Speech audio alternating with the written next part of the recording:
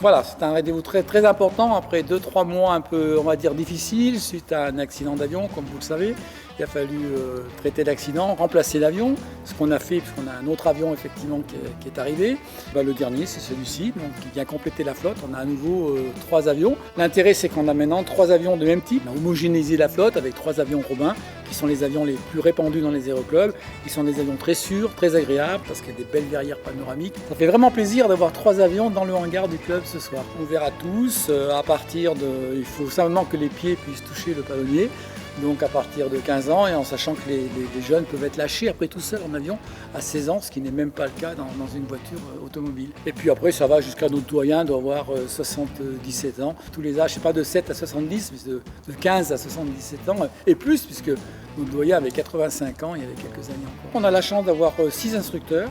Donc on peut faire de la formation, parce qu'une grosse partie de l'activité de l'aéronautique, c'est de la formation.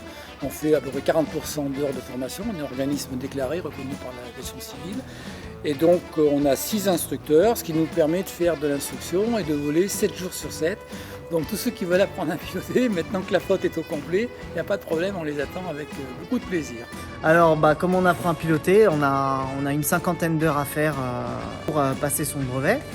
On a un tiers de maniabilité, donc les élèves partent avec nous faire les bases du pilotage, des tours de piste pour apprendre à atterrir l'avion, puis on le lâche solo. Une fois qu'ils sont seuls, on commence à aller ensemble en navigation, par exemple Valence, Lyon, Oyonnax, sur un rayon comme ça d'Albertville. Puis une fois qu'on a tout fait, des révisions, et puis au bout de 45 heures, ils passent leur test. Tout le monde peut réussir, tout le monde peut essayer du moins.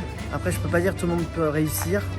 C'est quand même, faut avoir envie surtout. Ça, faut avoir envie. On peut réussir si on a envie, mais c'est pas donné à tout le monde. Émile, c'est mon élève, donc à 17 ans.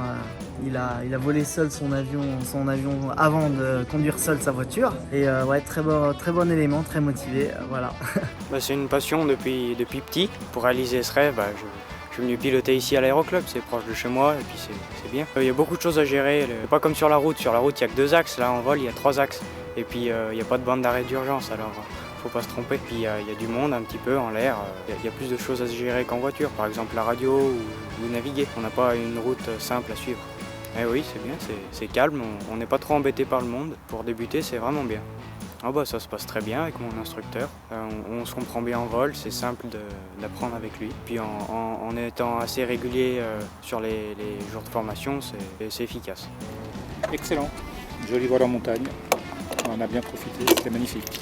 On est allé col de la Madeleine, col de la Bâtie, les saisies, on est rentré tranquillement, c'était magnifique. Ça complète la flotte, ça complète la gamme, ça va donner un peu plus d'activité au club, on peut le supposer. Oui, souvent des novices, ça leur fait découvrir la région, et puis on a l'occasion de faire des vols aussi avec des instructeurs assez formidables les uns comme les autres. De voler, de se prendre pour un oiseau, un petit peu, avec un peu moins de liberté, mais de voler, de voir les choses un peu différemment, et de réfléchir à autre chose, c'est ça qui est formidable.